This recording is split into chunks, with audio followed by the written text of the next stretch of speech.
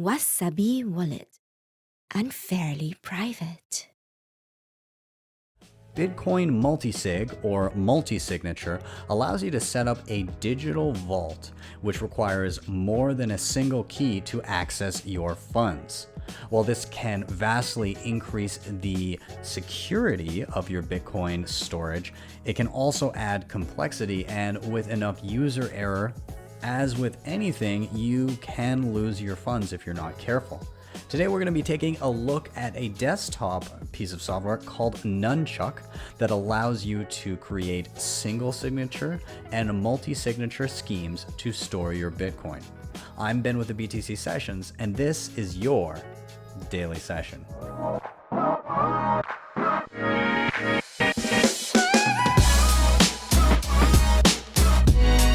Hodl the Bitcoin. Before we dive in, shout out to sponsors of the show, LEDN.io. This is where you can use your Bitcoin for a variety of different services.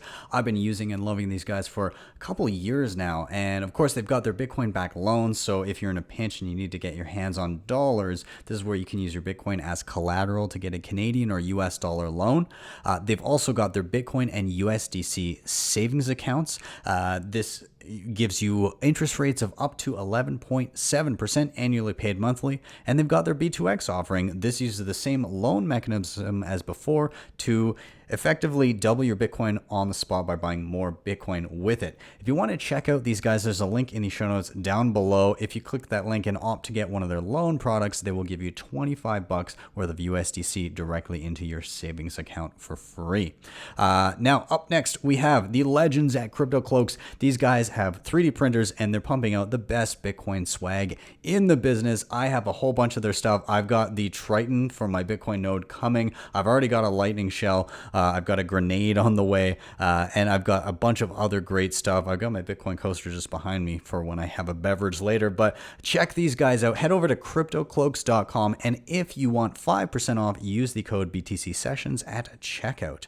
Of course, we have the Cobo Vault. This is a hardware wallet that has moved into one of my regularly used spots, and I love it because it's air-gapped, meaning you never plug the thing into an internet-connected device. Everything is offline via QR code, which increases your safety and keeps the keys to your money safely offline.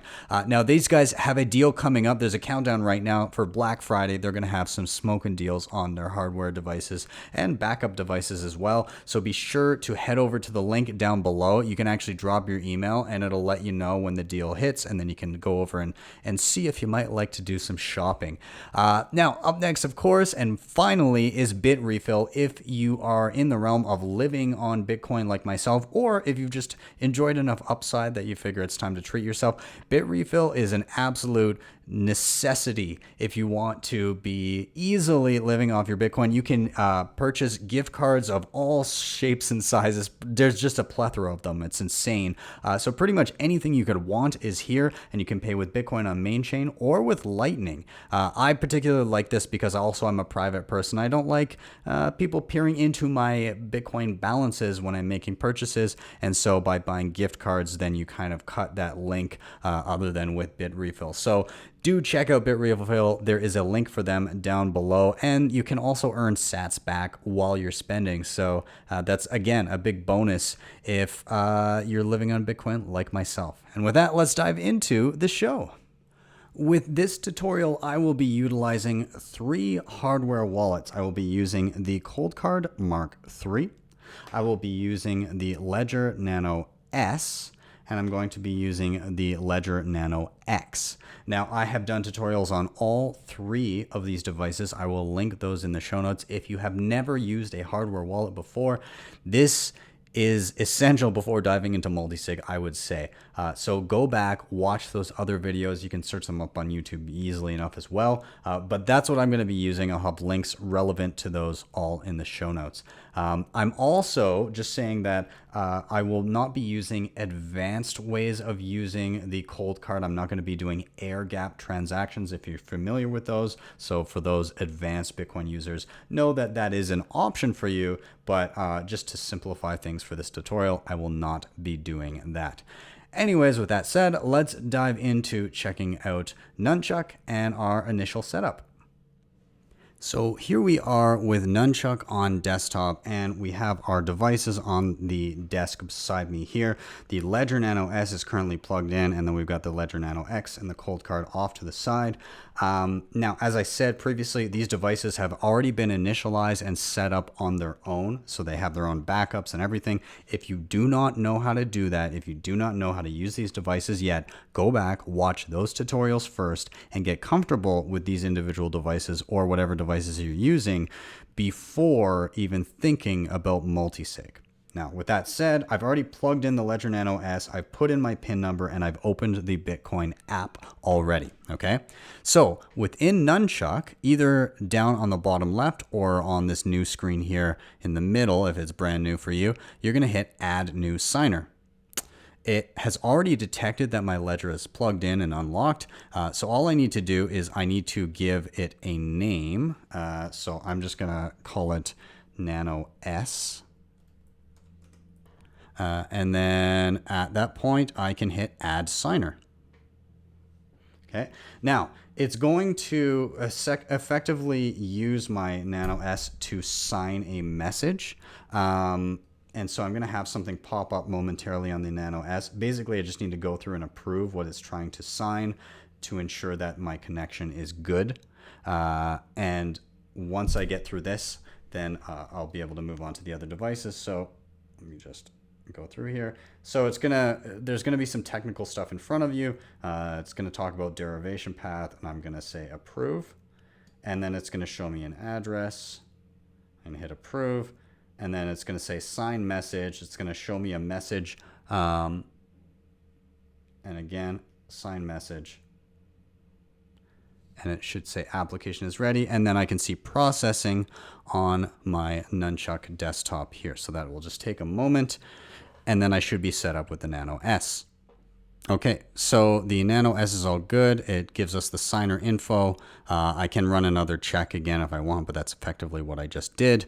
And everything looks good to me, so I'm gonna hit close. Okay, so you can see now under Signer Manager, I have a new signer listed there. Let me move this over so my logo isn't in the way. Okay, now we're gonna add a new signer. What I'm gonna do is I'm gonna unplug this Nano S just so I know what wallet I'm dealing with. I'm not confused. And then I'm gonna hit Add New Signer down at the bottom left. I'm gonna hit refresh just once again, just to double check that that's the correct device that it sees. Okay, I'm gonna give it a name. So I'm gonna just call this one Nano X, and I'm going to go down to the bottom right and hit Add Signer.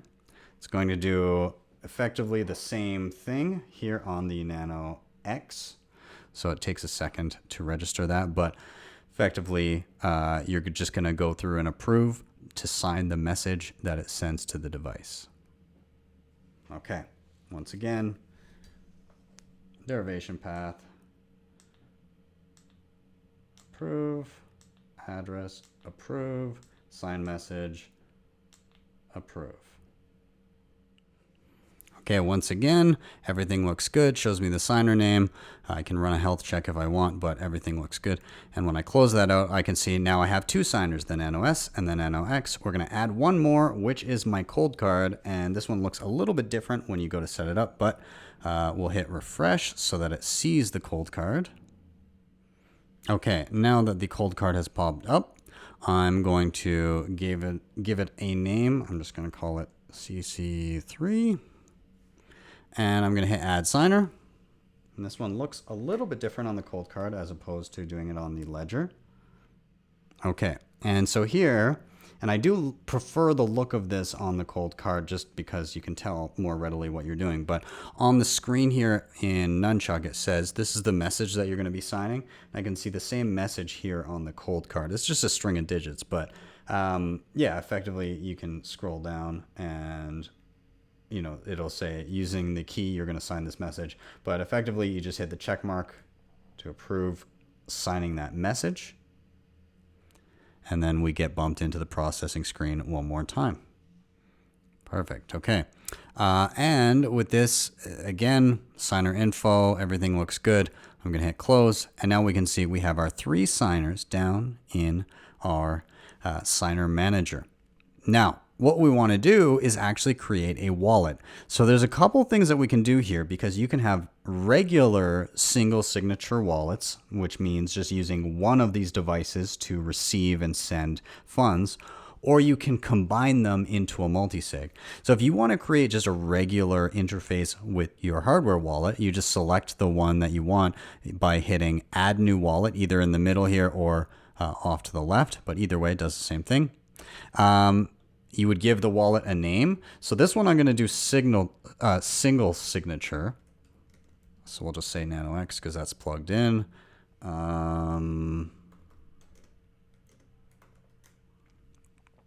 Okay. Now you do have option between standard and one-time escrow. Again, single-use wallet, holding funds temporarily. That's not what I want. I want a standard wallet. And then under advanced, you can choose your address type. I like using native SegWit because it ensures the lowest fees when I go to send out from this wallet at any later date. And by and large, most places will be compatible with native SegWit nowadays. Anyways, that all looks good. Make note of the import wallet function here. We'll see how we import later when we create multisig, but that's where you would do this. Anyways, moving on. Next, signer setup. You choose your signer. Now we imported these wallets as signers, okay? I want to use the Nano X for this one. I'm going to assign it to the wallet. And again, it's just a single. One signer, that is it. Required signatures, 1 of 1. That looks good. So there is one possible signature, and you need one signature in order to actually send funds. Hit review wallet. Okay, Nano X, standard wallet, 1 of 1 single sig with native SegWit, which is the cheapest fees when sending. All of it looks good. Create wallet. Now, you can download wallet descriptors. This would be the backup of your wallet if you were creating multisig, but I'm not creating multisig. I'm creating a single signature scheme, and so it's kind of redundant to write that down. I've already got a backup of my seeds, my 24 words for this device, so it does not matter to me. I'm going to hit skip backup for this one. Okay. There we go. Okay. Again, I could export wallet, but don't need to. I'm just going to close this out. Okay. So over here, we have, as we said before, our signers down below, and we have our actual wallets. This is a regular Bitcoin wallet. You send to this quick receive QR code. You can scan it with any wallet or copy the address, or hit the receive button and it'll bring that in front of you if you like. And yeah, this is kind of the basic. What we want to do though is we also want the ability to do multisig. So once again, we're going to hit add new wallet. And so this is now we're going to do our multisig scheme. So I'm just going to name it test multi. And I'm not going to do a description for this one. Okay, standard wallet. I would like it to be native SegWit. And I'm going to hit sign or setup for next. I want all of these assigned to the wallet. So we've got 3 signers, and I want 2 out of 3 in order to approve the transfer of funds. Okay, so that means that I will require at least 2 of these devices in order to successfully send out of the wallet. Okay, I'm gonna hit review wallet. Okay, test multi. It's a standard wallet. It's a 2 of 3 multisig. We've got native SegWit for the lowest fees. Everything looks great. Create wallet. Now, this is where I do want to download the wallet descriptors. Well, yes. We're just going to drop that on the desktop for now. I've already got one called test multi, but we'll just call this test multi 1. Okay, and we'll hit save. And so that's the backup of your wallet, and I will explain what that file does later, okay? Now, there's one other thing that we have to do here. We're not quite done. We have the backup of the wallet, but Coldcard, this device here, is typically, or a lot of the time, used entirely offline, so not even wired into a computer. So we need to actually get some information over to the Coldcard, not via the wired connection. Okay, and so what we're going to be doing here is, I just clicked on Coldcard there. Whoops. Okay, so what we want to do is actually we need to export wallet. Okay, and in that pop-up we see export to Coldcard, and we can see it creates a file called test multi coldcard config text. All right, it's just a file to tell our Coldcard what this wallet even is, what it's signing. Okay, because we built this wallet in concert with 2 other devices, and the Coldcard won't understand that unless we tell it what we've done. Okay, so I'm going to save this file, and I need to save it via SD card. So Coldcard has an SD card slot in the back. I'm just going to pop that out and plug it into my computer, and that's where I'm going to save that file. Okay, so there is my Coldcard. I'm just going to get rid of that old one there. Anyways, so I'm saving this file directly into that SD card. I'm going to hit save. That all looks good to me. I'm just ejecting it from my computer. You can't see my other screen, but now I can pull that out. I'm going to plug the SD card back into the Coldcard. Okay, and we just need to go through a quick step here. I'm going to scroll down to advanced. Oh, I lied. To settings. And then I'm going to scroll down to an option called Multisig wallets. And then I'm going to import from SD.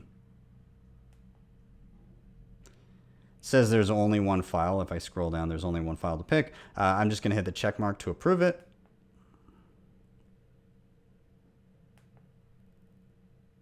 There, this updated wallet has 3 different XPub values. Okay, so all good. Good, that's it. Okay, so basically what I did is I imported this wallet so that my Coldcard will recognize what I'm trying to do whenever I sign a transaction. Okay, this isn't needed to do with the ledgers because they're normally plugged in anyways, but when it comes to Coldcard, you do need to transfer that data over. Anyways, besides that, we are done. We now have a multi-sig wallet. So we have a regular wallet, and that's an option within Nunchuk, but we have a multi-sig, and that's what we're here for. That's what we're experimenting with. So pretty much standard fare when it comes to receiving Bitcoin transactions to your multi-sig wallet. Okay, so make sure you're clicked on your multi-sig. You can just scan and send to this address right here, and that'll repopulate every time you receive funds, or you can hit the receive screen and it's going to bring up an address for you right there. So I'm going to be opening up a wallet on my phone called Blue Wallet. Okay, I've done a full tutorial on Blue Wallet as well. If you're unfamiliar with it, you can check it out. I'll link to that down below. But effectively, here I am in Blue Wallet. I want to hit my send button down at the bottom. Okay, I'm going to hit scan over on the right hand side here. That's going to open up my camera. I'm just going to quickly off screen scan the QR code that's on the computer right now. Okay, that populates an address for me. Now I just need to select how much I want to send. I'm going to just toggle this to dollars. I'm going to send over $50. Hell, I'll send over $100 here. And there is, the fees are relatively high today, but not bad. We'll see how this goes, okay? So a medium fee, $100 going over. Everything looks good. I'm going to hit next. Oops. Okay, and then I'm going to hit send now.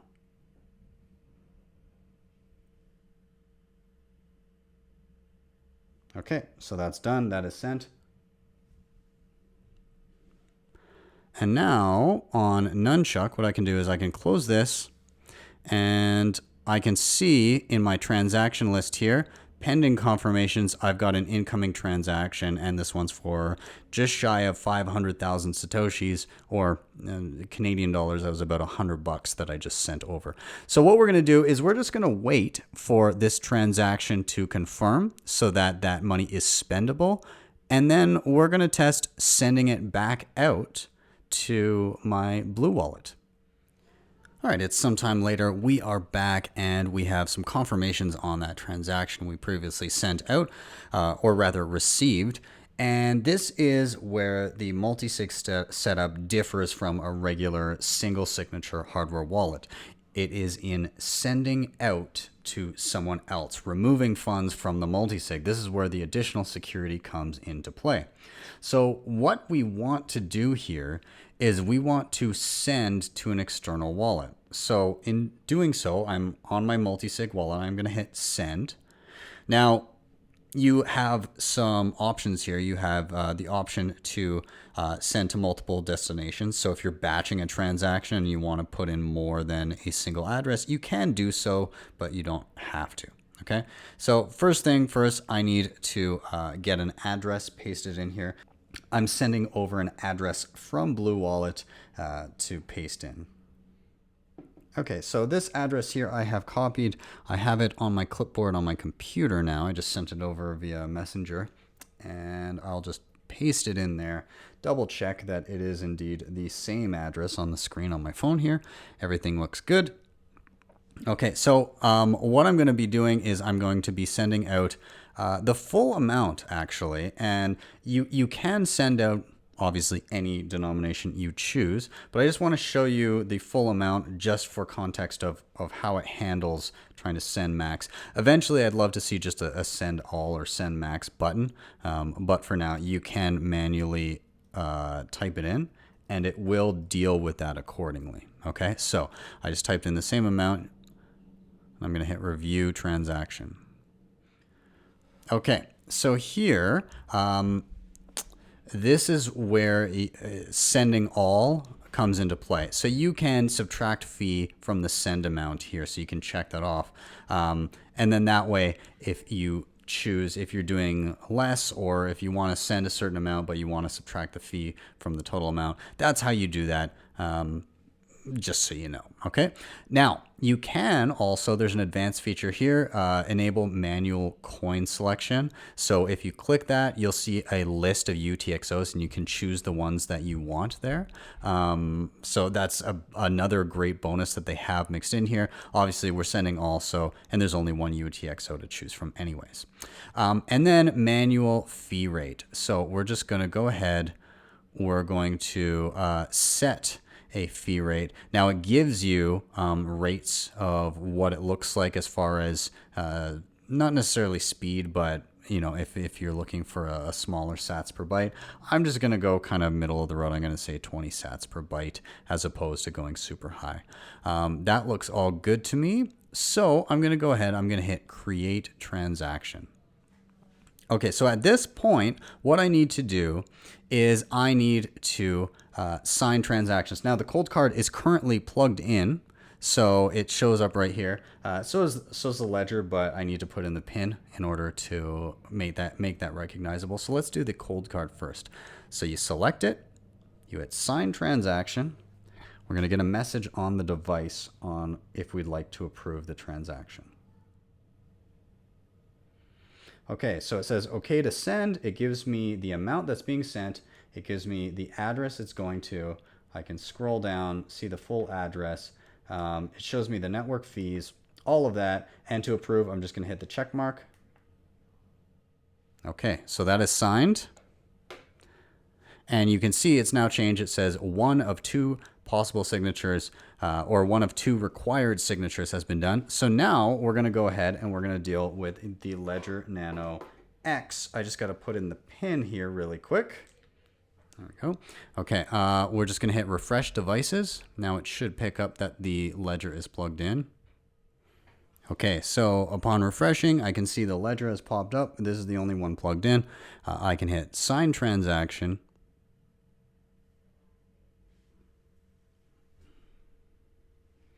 And on the device itself, it says review output number 1.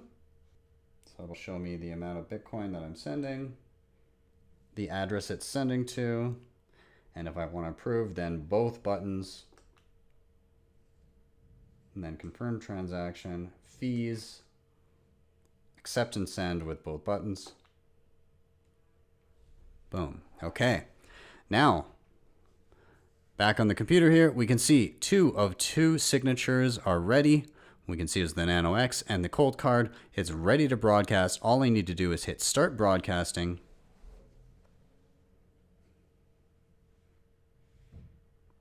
Okay, transaction has been broadcasted successfully and is pending confirmations. Now, by default, this will be replaced by fee, meaning that if it's taking too long, given the fee that you've attached to it, you can hit RBF. You can select the transaction in your list of transactions and bump up the fee if you prefer. I don't feel I need to do that right now, but there is the transaction. And again, I can click on it at any point and hit replace by fee and speed it up if I so choose. And just to show you, back on my wallet here on Blue Wallet, I can see a few seconds ago, I have an incoming transaction. So before we wrap up with the wallet itself, just a couple other things that I wanted to touch on here in Nunchuk, and mostly just within the settings. So within Nunchuk, up in the top kind of left, there is a settings cog that you can click on, and this allows you to change things like your display unit, so you can see full Bitcoin or Satoshis. You can connect to a node, so if you're running a node, and I've done tutorials on doing this, you can connect it here by actually clicking and pasting in the URL to your own personal node. You can enable encryption by adding a password. If you have a custom hardware wallet interface driver, you can enable Tor, which I have done. So a lot of different things that you can do here. Now, within the wallets themselves, whenever you're clicked on a wallet, you will see something that says wallet details under the title of the wallet. And when you click on that, you can change the wallet name. You can add a description. It will give you all the information here. And you can see under other actions, you can see all of your UTXOs by clicking on this. It'll give you a list. Obviously, this is the one that we haven't used. You can also go and get change addresses, or you can delete the wallet entirely. So this is the Nano X, the single-sig that we made first but didn't use. So if I just click delete, again, you can type delete here to actually confirm it. I'll do that. Oh, I think I need to even have it in caps. Delete, there we go, yes. Okay, and hit delete, and there we go. Now we just have the multi-sig ones sitting there. So yeah, a bunch of different settings to deal with. Now, there is one last thing I wanted to touch on. Remember that file that we saved where we said save wallet descriptors? This is the backup to your wallet, and we're gonna have a brief chat about how backing up a multi-sig scheme is actually different from backing up just a regular single signature hardware wallet. Let's dive into that now. When it comes to backing up a wallet with a regular hardware device, you would typically have something like your Coldcard, and then you have a backup of 12 to 24 words that you store in case you misplace this hardware device. If you destroy it and it's broken and you can no longer use it, those words, that single backup is enough to access your funds. Now, in the context of a multi-sig setup, it is a little bit different. So you have, in this case, we had 3 devices, each one of them with their own backup, 12 to 24 words. All well and good. What we then did is we created a digital vault that requires 2 of the 3 devices to unlock and spend the funds in that vault. Okay, so one would assume as long as you always have 2 of the 3 devices in whatever state, you will always be able to access your funds. And that is not exactly the case. So we saved a file, a backup file of our multi-sig vault. And the way that I want you to think of that file is it's kind of like a map to find your vault. And the way that you created that map was with the help of all 3 devices to get you there.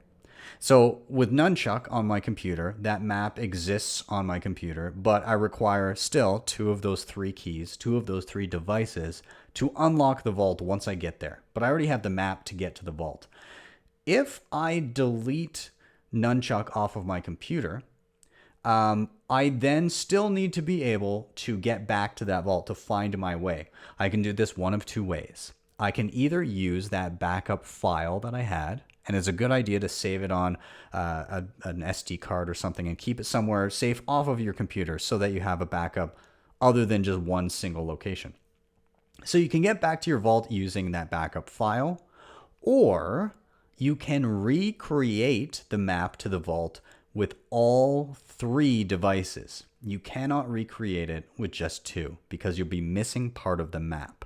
So effectively, to lose access to your funds with a multisig like this, you will actually need to misplace 4 items in order to do that. So just to not worry you too much, but you would need to delete the wallet on your computer, lose the backup file, the backup map that you created, and you would need to lose one of your devices and the backup to that device. Okay, so you'd have to misplace a lot of things to lose access to your funds, but just know it is possible to do so. Okay, you can't just have 2 devices and 2 backups in order to get it. You need all 3, or you need 2 devices and the map to the vault that you've saved. Okay, so just something to consider. There's often confusion around that kind of stuff, but you need to know how to get to your digital vault in order to unlock it. Hopefully that is clear, but that's my best attempt at a description of what's going on there. Just one further note to add here, and apologies for the quality. I realize this in editing, but some of you may have noticed in setting up my Multisig wallet that there were a couple transactions there right off the hop as soon as I set it up.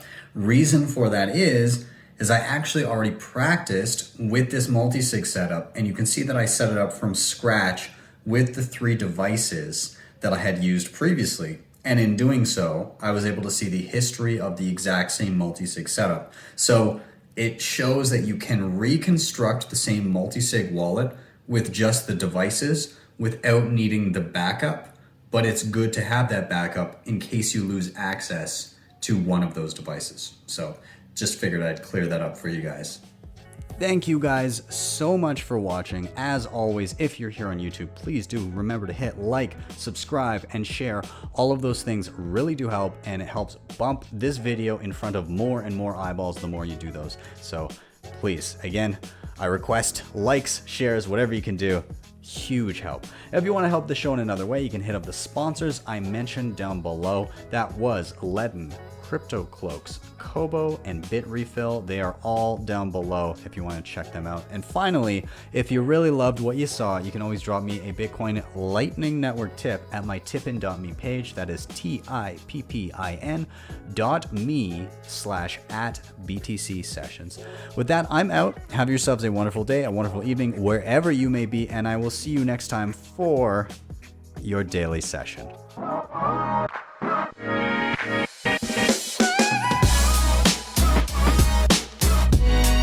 Hodl the Bitcoin.